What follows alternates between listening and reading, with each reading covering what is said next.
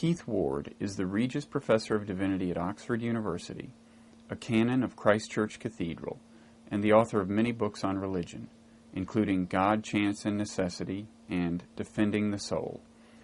I interviewed him at Oxford's Christ Church College and focused especially on his book, Concepts of God. Well, first of all, thanks very much for letting me intrude here. In your book, Concepts of God, you examined a number of faiths: Christianity, Islam, Judaism, Buddhism, Hinduism, or at least particular thinkers within those faiths. Yeah. And you concluded that it is reasonable to say that, quote, the same God is worshipped in many diverse faiths. In some sense, it's reasonable to say that. What did you mean by that? Well, it's fairly easy with Judaism, Islam, and Christianity because the faiths themselves largely claim they're worshipping the same God. It's the God of Abraham. And that God, there might have been different ideas about that God, but it is basically the same God. So there's no problem about that. The difficulty might be if you go to the Indian traditions and you get Vishnu or Shiva and you say, well, is that the same God? Well, the evidence that it is that God, whether most Indians worship either Vishnu or Shiva, two different names of gods, but they're both described by their worshippers as omnipotent and omniscient and good and compassionate and the creator of the universe in some sense. So the descriptions are very similar. So that's the reason I would think you should say that all these great traditions are worshipping the same God. And what about the concept of, is it pronounced Brahman? Or yeah, that's an English way of saying it, but that's okay. Yeah. Does that have some of the properties of the Western God as well? Brahman, this can be a bit confusing because Brahma, without an N at the end, is a god, is one of the gods, often called the creator God, but is one of the gods. But Brahman, with an N, is a neuter term which we could translate as something like absolute reality or the ultimately real. Now, that's not a concept which you do find in the Western traditions, really.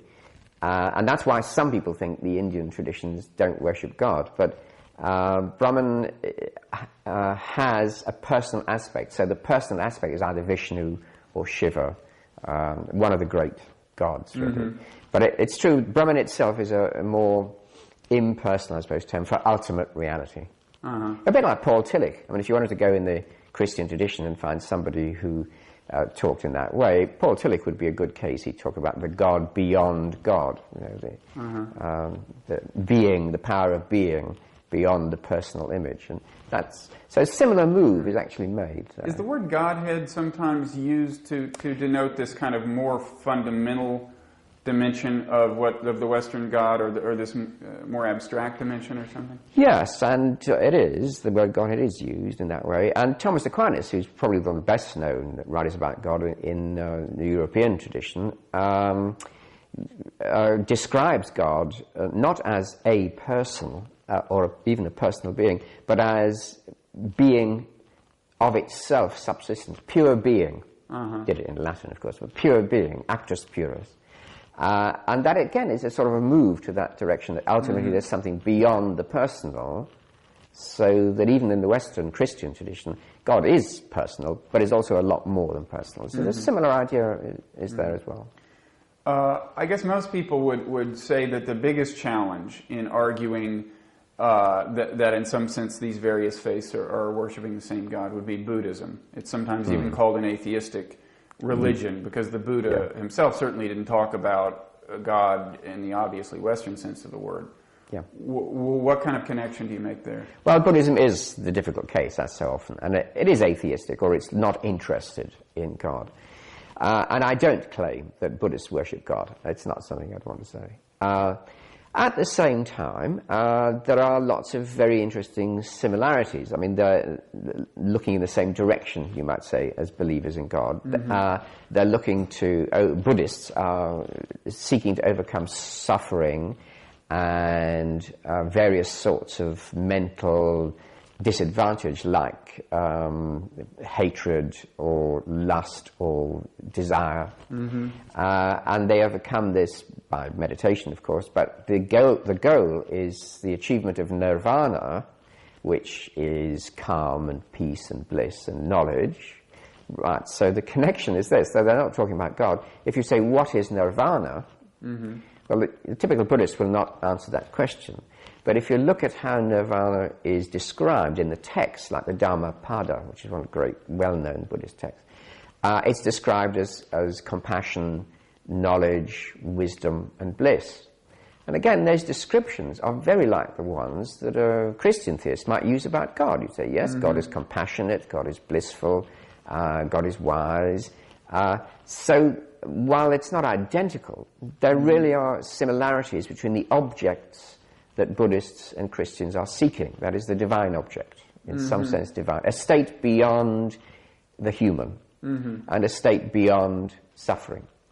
Buddhists don't call that God, it's true, but the similarities are there. So I wouldn't call them believers in God, but I would say they have something recognizable as a spirituality, a way of prayer, which is not unlike the Christian. So, I mean, a Buddhist in seeking nirvana and seeking that state of being is doing in some ways what a Christian would be doing if he or she aspired to a kind of union with God, in a sense. Is that saying too much? I think that's entirely true. And the more you read in the Christian tradition, people we call the mystics, Teresa of John of the Cross, now they do have a very devotional relationship to Christ, but also they speak very much about the darkness beyond that devotional relationship, the divine darkness, the cloud of unknowing, as one 14th century English mystic called it. And that cloud of unknowing is not unlike nirvana, which you don't speak of because it's silence, but you have some sort of acquaintance with through contemplative prayer. So again, I think, not claiming they're doing the same thing, but they are similar enough in description to say, well, they're looking in the same direction, walking the same path, sort of. Okay. There are two categories you use for looking at all of these religions. One is what you call the iconic vision, and the other is called self-transcendence. Yeah. What do you mean by the iconic vision? Well, the word icon, it's a Greek word which means image, and the Orthodox Church, the Eastern Orthodox churches have icons all over their churches, which they venerate. And the icon is an image in the sense not just of being a representation or a duplicate, but of somehow conveying the power of the sacred reality which it images. So an icon is something finite, some finite thing, which somehow both represents but also communicates, becomes a vehicle of as a real spiritual reality. In the New Testament, Jesus is called the image of the invisible God. He's the icon of the invisible God. And the iconic vision is a way of, is a term that I've used anyway, for thinking of seeing finite things as vehicles of the infinite spiritual reality. And what about self-transcendence, which is also a kind of quest that you seem to find in all the religions? Self-transcendence is a term not original with me. It's a term which tries to find its way between two things. One is self-denial, that you give up yourself.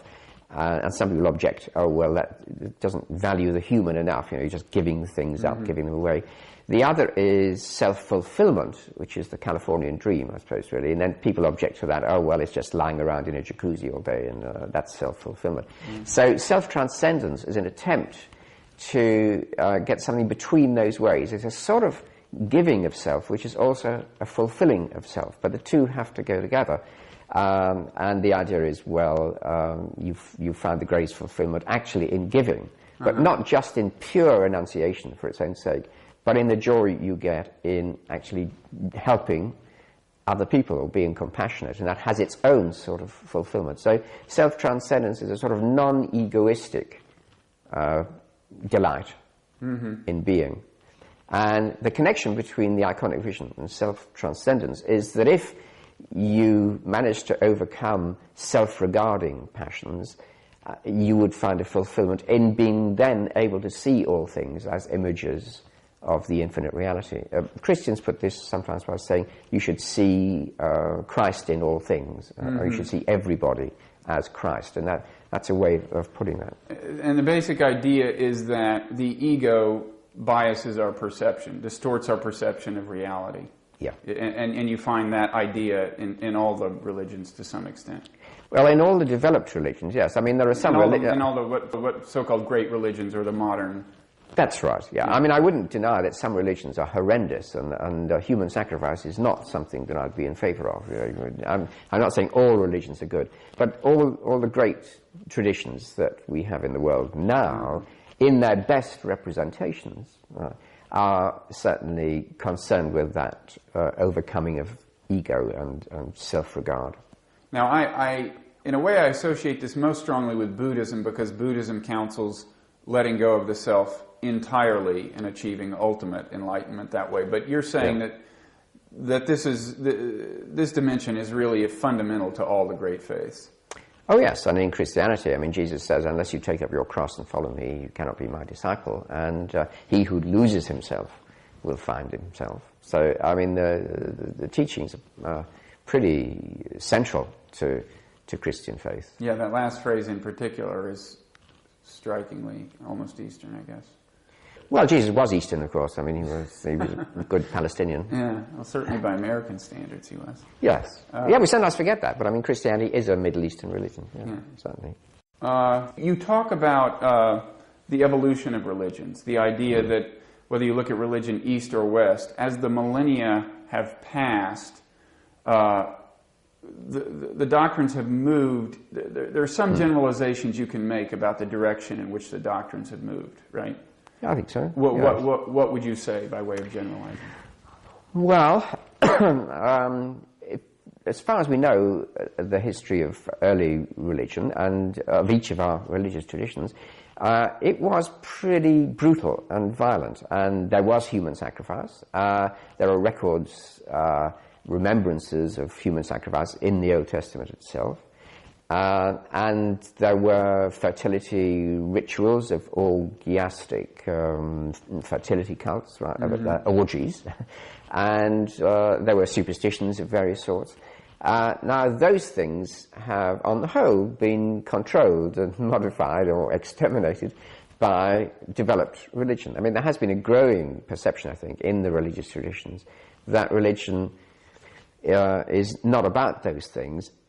Matter of fact, this happened in principle a very long time ago, and it was in the 8th century BC that the great prophets of the Old Testament, people like Hosea and so on, said God doesn't require sacrifices of animals, but does require justice and mercy. I mean, that was a breakthrough. And I think those sorts of breakthroughs are still happening, breakthroughs of seeing that religion requires a transformation of personal life rather than bribing or propitiating the gods with various sorts of rituals. It's an evolution towards inwardness and self-transformation and away from external ritual. But you can't guarantee that it's always going to get better in that way. But I think you can trace a development of that in religious history. You can see it in the Bible quite fairly clearly, really. And in the West, you've seen movement toward monotheism, but you wouldn't necessarily say that about the East, I guess. Yes, I would. I think the Indian traditions are very much misunderstood often in the West. They're almost all monotheistic. That is to say, there are lots of gods, but if you're a worshipper of Vishnu, one of the gods, you'll be a monotheist. That is God. Right. And if you're a worshipper of Shiva, another god, you might say, that is God. It's not they think there really are lots of different gods. They would rather say, if they're reasonably sophisticated, which very many are, they would rather say these are different images of God, and this is the image we follow, but it's the one God. So most Indian believers are actually monotheists. And then with Buddhism, you might almost argue that it has evolved beyond monotheism in the sense that it's moved to a higher level of abstraction. Yeah. That's right, and And the interesting thing is that in practice on the ground, a lot of Buddhism is highly devotional. You might think it ought not to be, since there's no God, but in practice, people will make offerings to a Buddha image, and they will pray, and they will ask for the Buddha to help them. So although perhaps it ought not to happen in theory, there is that devotional side. Oh yeah, and I think people in the West have a somewhat kind of sterilized view of what actual Buddhism is in the East, because the variant that people might practice in America, say, is devoid of a lot of that ritual, and devoid of a lot of the supernatural beliefs that you find in practicing Buddhism.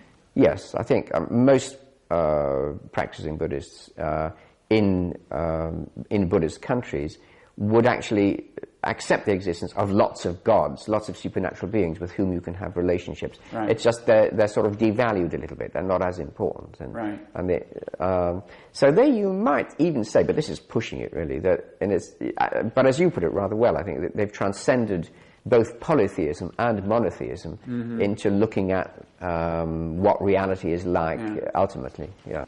In fact, this is maybe a heretical argument to present to someone who is a member of the clergy here at Christ Church College. But in a certain sense, if you look at the trajectory of religious evolution, in a certain sense, could you argue that Buddhism is more highly evolved in the sense that it has followed the trajectory further?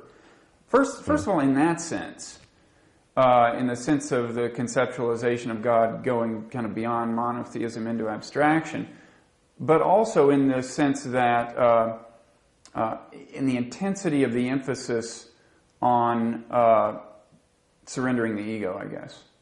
Yeah.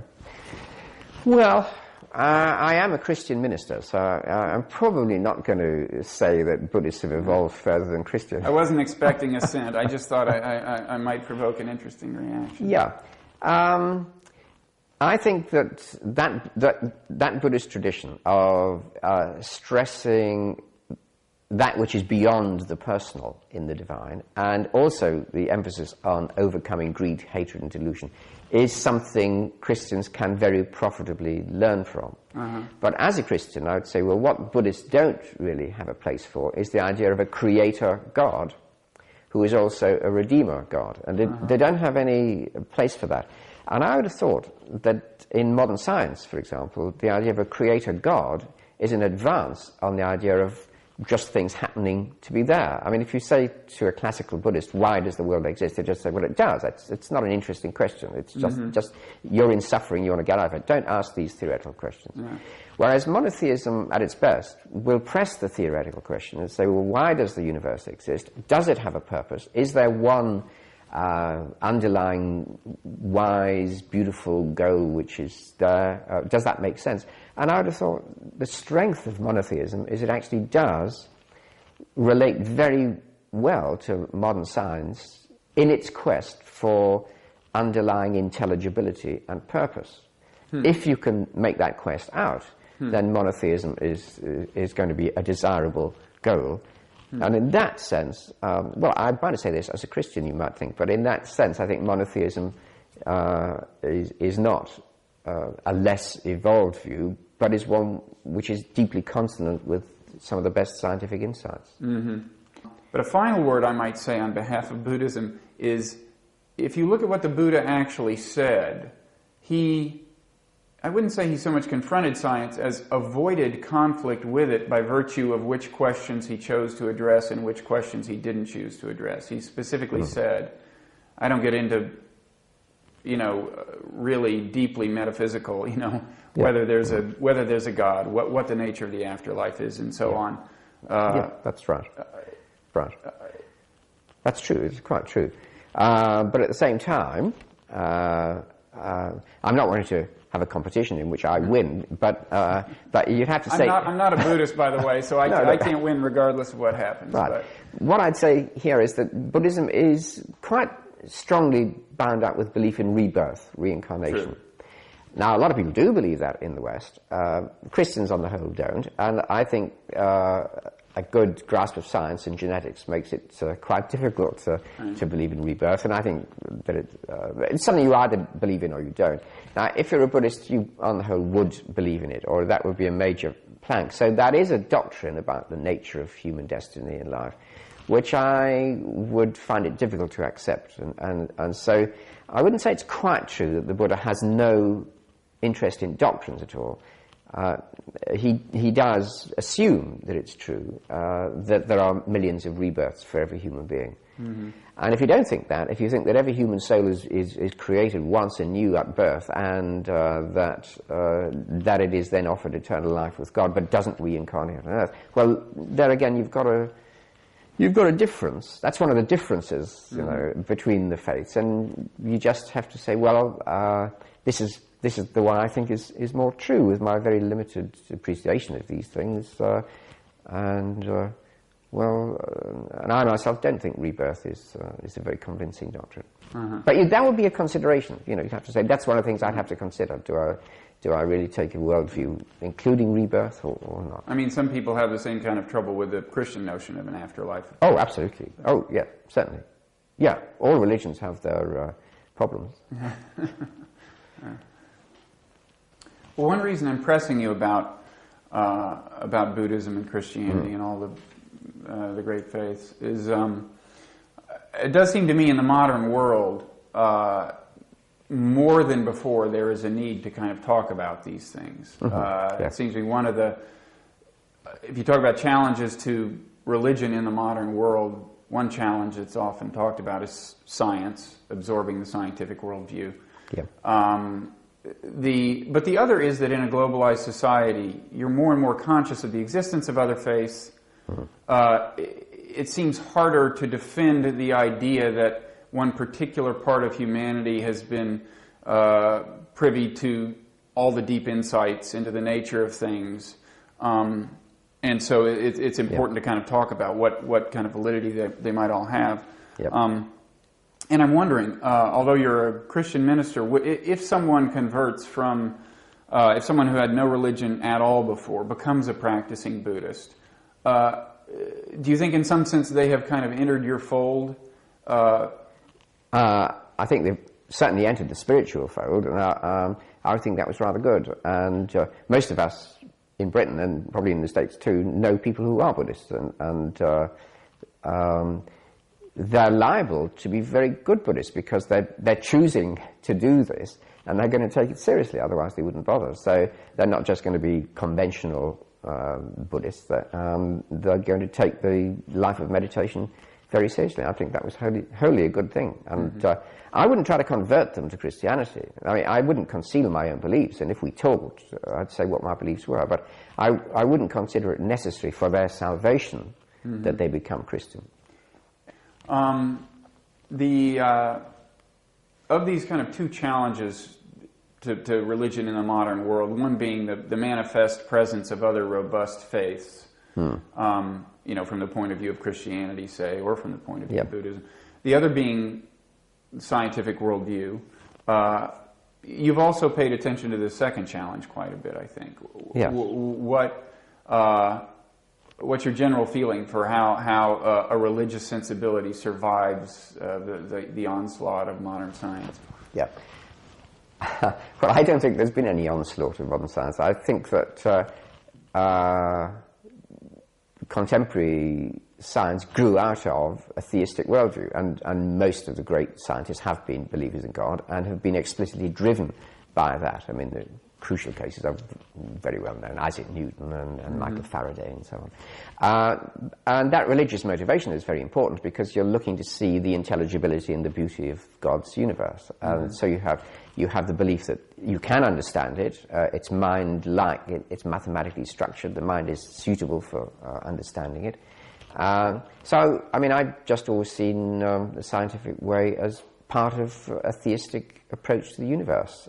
And so there's no onslaught.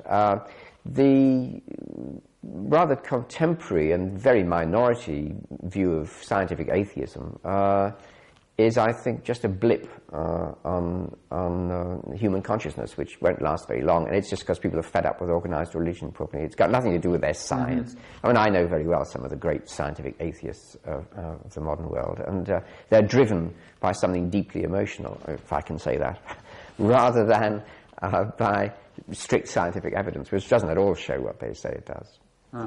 Well, I guess the reason I use the word onslaught is because you titled one of your books Defending the Soul. Oh, yes. And the idea was that it was, the notion of the soul was under attack from a certain variant, at least, of scientific materialism, or a certain offshoot of scientific materialism. Materialism, that's right. Yeah, and I talk about people like Freud and Marx and a number of different variants. And certainly, yes, there has been a sort of onslaught on religious belief, particularly in Europe, since the 17th century. But I don't think it's scientifically based. In fact, it's mostly anti-science. I mean, if you look at Freud and Marx, the two of the main people I talk about, a lot of people today would say they weren't scientists at all. They were just ideologists. They had these ideologies that they were determined to force science into. But scientific evidence for Freud or for Marx, it just doesn't exist, and it's not there. Well, let me ask you this. Do you think that there are people who are immersed in the scientific worldview who have a naive idea about how much it can explain? About how many questions are left over after you've answered the questions you can answer scientifically? I suppose there are some people who think there are no questions left over. I know that E.O. Wilson, in his book, what did he call that book again? Consilience? Consilience, yes. Said, tongue-in-cheek, I think, really, or as he put it, skating on thin ice, that all questions were scientific questions, and once you'd answered them, there was nothing left. But I can't think for a moment he really believes that, because he doesn't get on with his own personal life in that way. Questions of importance, value, meaning, purpose, just don't come within the sciences. So, I mean, I would have thought no reasonable philosopher takes this view. I mean, nobody who's thought about what science is and what it can do takes the view that all questions are scientific questions. I do think E.O. Wilson has made a point of not ruling out a kind of deistic interpretation of evolution, the idea that evolution was set in motion to achieve some larger goal. I'm sure that's true. He's got a number of levels of increasing tongue-in-cheekness, and the lowest level he gets to is, oh, well, it's all scientific questions. So if God is a scientific question, you could give it a scientific answer. But is he, I guess there are other exemplars of the problem of, as you see it, of people kind of overextending science's power or its reign. There certainly are, yes. And one of the best known is Richard Dawkins in this university, with whom I've had quite a number of public debates. Oh, have you? Yes. How did you find him? Oh, utterly charming, brilliant debater, terribly popular, unfortunately, and nearly always wins the debate. But his views are naive. I mean, I have to say they're naive. When he talks about biology and genetics, he knows what he's talking about, of course, and I listen, and I wouldn't contradict what he says about that. But when he then goes on to talk about the fact that genetics shows that there can't be any purpose in the universe at all, and that it all must be, what he calls a selfish gene, sort of carrying out their little wars, and that human beings are just machines for carrying genes around. He's not talking science there. He's talking something else. He's virulently anti-religious.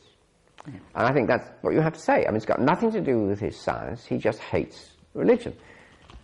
Why that is, I wouldn't like to say. But he does hate it. And you know but won't say, or you... Oh, I've got a pretty good idea.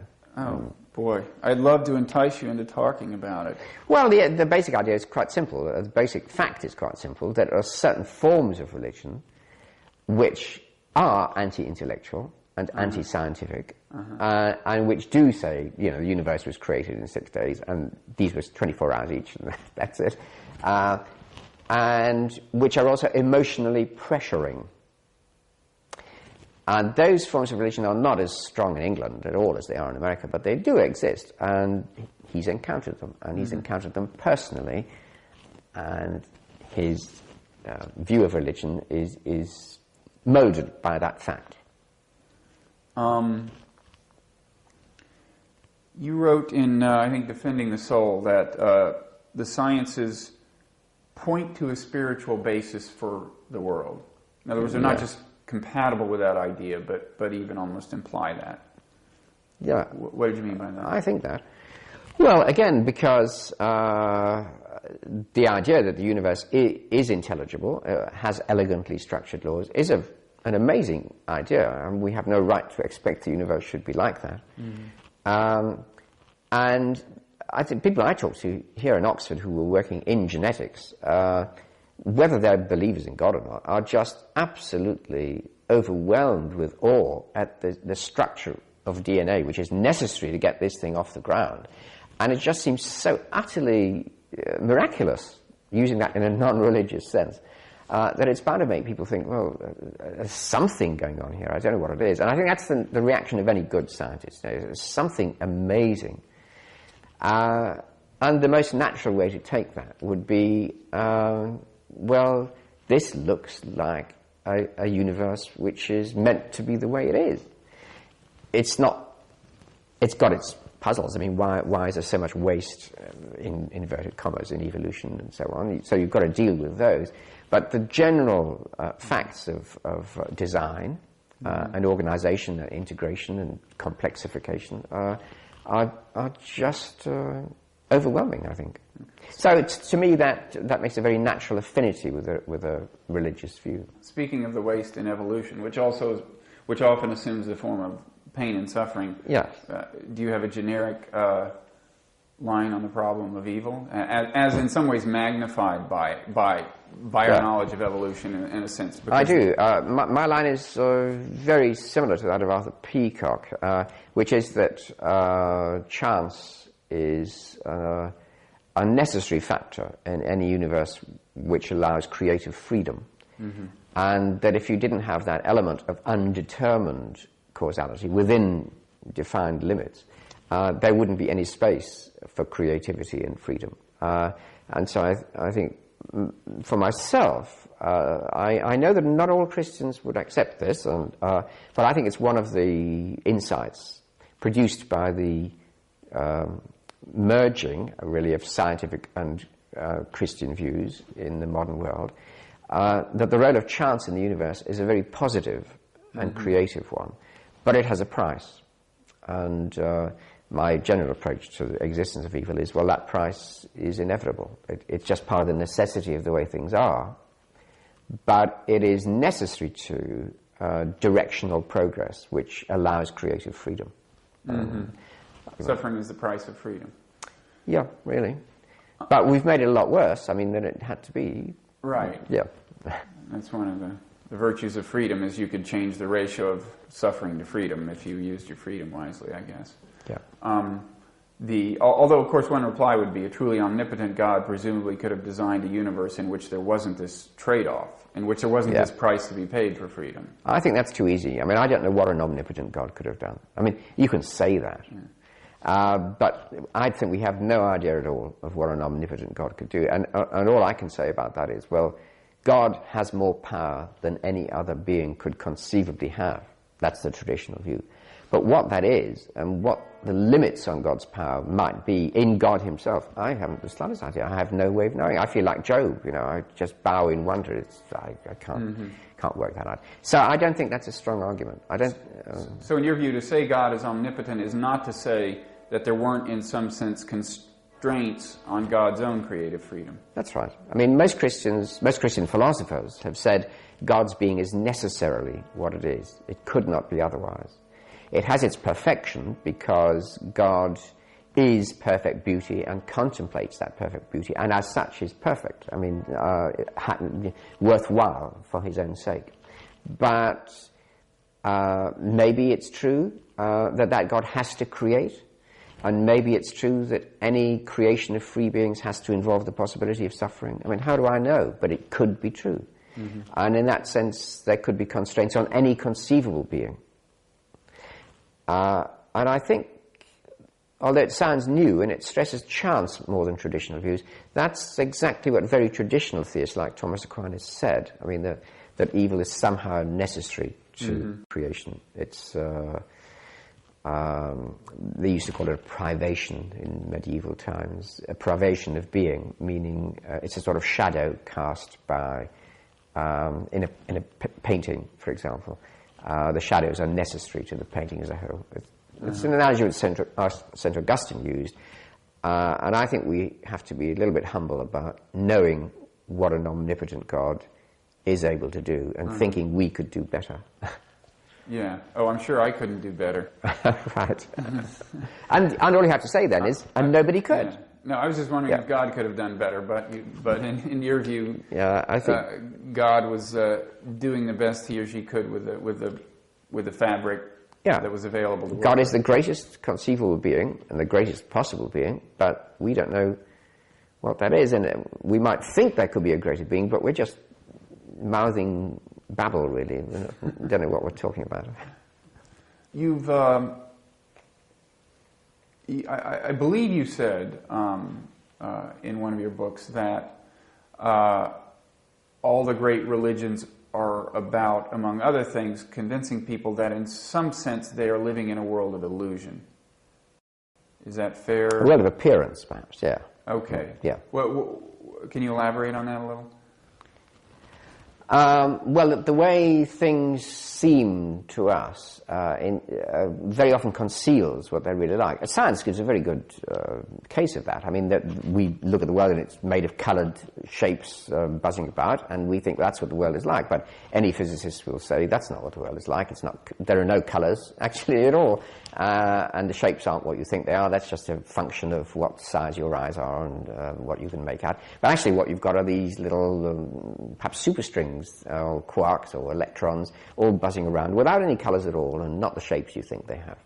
So the appearance, how it appears to human beings with our cognitive equipment, is very different from the reality, but we can tell that difference because we can successively show how what we seem to see can't be what really is there.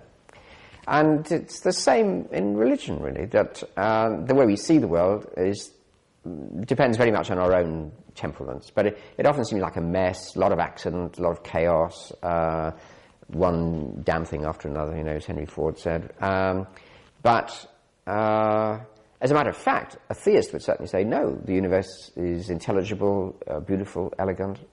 It has deep structures of necessity and purpose. And in fact, it has a spiritual reality as the most dominant factor of the whole thing. I mean, the presence of God is the most important thing about life. Now, most people don't even recognize that. So the appearance of this rather accidental universe with no spiritual presence at all is very different from the reality, which is it's a deeply providential universe guided by an omnipresent spirit. So in some ways you would say that it isn't just that people fail to appreciate the limits that science actually has as a means of enlightenment and in terms of what it sheds light on, but that science itself is pointing to these limits. If you look at actually what modern physics is showing us about the fundamental fabric of reality and the extent to which we can or cannot actually comprehend it, science is in that sense kind of defines its own limits. Almost. Yes, I think in a strange way, although modern science probably began in the 16th, 17th century by rejecting Platonism, the view that everything is an image of spiritual realities, and putting in its place an attention to the empirical and the observable and what happened. Contemporary physics has almost reversed that and said, well, you mustn't attend too much to what actually happens. I mean, certainly there are experiments. They're too expensive to do many of them. Actually, you see the beauty of the universe by doing pure mathematics. So you do have to look at the empirical, but nevertheless what's really going on is a deeply intellectual investigation into a structure which none of us can ever observe. And that's sort of reversion to a Platonistic or spiritual view of the universe, to say, well, the deepest reality is something mind-like rather than just unconscious and accidental. And I think that is a pronounced feature of contemporary physics. So my physicist colleagues tell me. I have to say I'm not the great authority on this. Yeah. I just ask the physicists. I generally have to trust physicists when it comes to interpreting Yeah. physics myself. Well, listen, thank you very much. This has been very, very enjoyable and fascinating. Good, thank you.